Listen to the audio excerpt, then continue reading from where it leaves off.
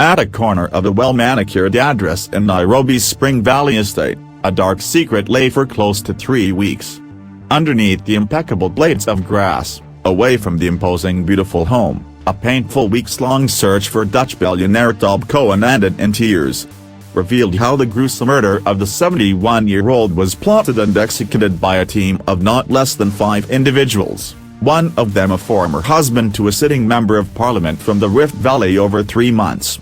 Yesterday, a white body bag, with spots of brown from the unearthing of the body lay desolate, alone on impeccably laid Cabro blocks in the high-end estate. Behind the iron gate and the high walls around the property, a murder most foul was committed, and the 43-day search for the Dutch billionaire ended in pain for his visiting family. For a sister and brother-in-law distraught and broken over the death of their brother, that was the end result of several night meetings at his own house. Some 18 kilometers away, his wife, now a main suspect in the killing, could face murder charges. It was almost a perfect crime. No bodies. No witnesses. A hurriedly assembled CCTV camera that was put up, according to authorities, after the gruesome killing. But somewhere in the neatly weaved series of events, one thread failed to hold, and yesterday what is turning out to be an incredible story of murder most foul unraveled. There was no perfect crime, a shocked DCI George Kanatai told the media. These people were heartless. Absolutely heartless. Bit by bit, details of how Cohen met his death started unraveling. Implicated by authorities is Cohen's wife, and 5 other suspects, one of them the former husband to the MP.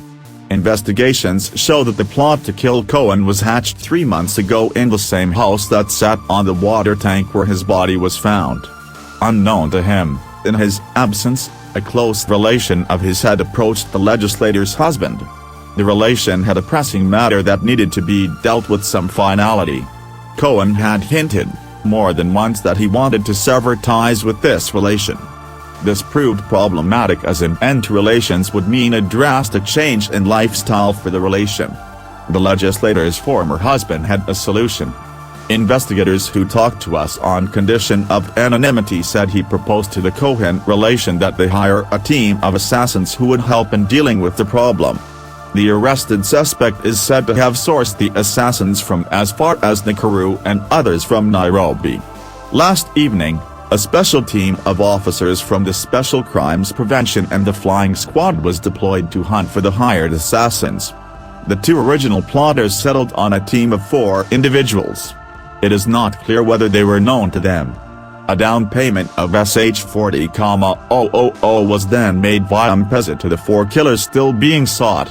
For this amount, they struck, luring Cohen to a most painful death. On the night of the murder, the plotters bound his hands and feet. There was another rope around Cohen's neck. Detectives say this was put on him like a necklace before he was killed. When I say it is gruesome, Kanatai, a seasoned cop, who has been to countless crime scenes, had to swallow hard when asked about how Cohen was killed. They took their time with him, he said. Cohen's sister Gabri Van Struten and her husband battled to fight tears, unable to believe that her brother was killed in such a manner so far from home. It is unbelievable that this can be done. I did see his body. I don't know what to say. Disgusting what happened, she said. Cohen didn't go quietly though. On the night he died, he called a close friend to tell him of the stubborn cloud of death that had refused to leave him. On the night he was murdered, I talked to him for 15 minutes. He was very concerned about his life. If anything happened to him, if he was found dead anywhere, a close relation would be responsible, former Gate and Do MP Patrick Murray told the media. He had complained to the authorities. Murray then briefly went down memory lane, recalling the years he had spent with Cohen. Those nights the two shared a drink, a daughter's wedding, and another phone call by yet another close friend soon after Cohen disappeared. He told me he couldn't reach our friend, Murray said. My mind went back to the last conversation we had. The victim's brother-in-law Oysterton said Cohen loved the country and had no intentions of leaving. He considered himself more Kenyan, Oysterton said. Although authorities have called time on one phase of the investigations, They believe time is all the killers had as they lowered his body into a partially submerged underground, concrete water tank that at the end of the day could not keep a lid on their dirty secret. They took their time to kill innocent Cohen, Kanatai said, before adding that as far as he was concerned, the motive for the killing was clear. Cohen's wife, Sarah Weremu Kamata, was facing murder charges. Cohen, 71, was last seen on July 19 and has been missing for 43 days. Weremu is currently remanded at Langata Women's Prison. She was presented before court on September 12 and ordered to undergo a mental evaluation to determine her fitness to stand trial for the murder of her husband. The discovery of Cohen's body strengthens the state's case against Weremu as she protests the court's decision to continue holding her without bond. Cohen, a former CEO of Philips Electronics East Africa and served as the managing director of Tob's Limited, a golf tour operator which specialized in organizing golf events. Incidentally, on the day of his disappearance, Cohen had allegedly written to the law firm of Judy Thongori and Company advocates instructing them to withdraw a divorce case, and to the OCPD Gigiri and the OCS Parklands and Spring Valley dropping assault charges against Weremu. He had filed a complaint against her at Parklands Police Station in February. After a long discussion with his wife and family, Cohen allegedly says in the two separate letters, he would like to withdraw the charges against Weremu and the criminal case. My medical state and wrong advice from friends made me vindictive towards her. Sarah would never hurt anyone and she stood for the truth which I did not want to see, Cohen says.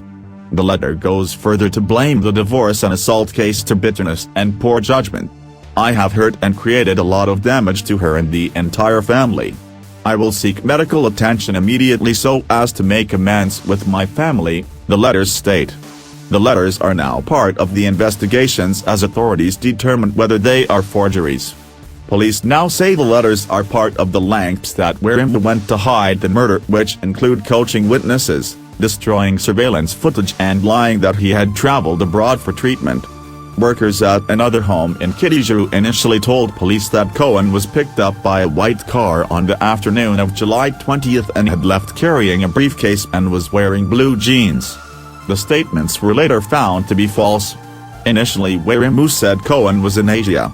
She had written to the Dutch embassy in Nairobi saying her husband required medical attention. He has become impossible to live with, even though we try. The family has stepped aside due to the abusive and vindictive nature of his condition, she said in the letter. Weremu was named to the board of Tobs Limited on April 20, 1999 after the death of a board member.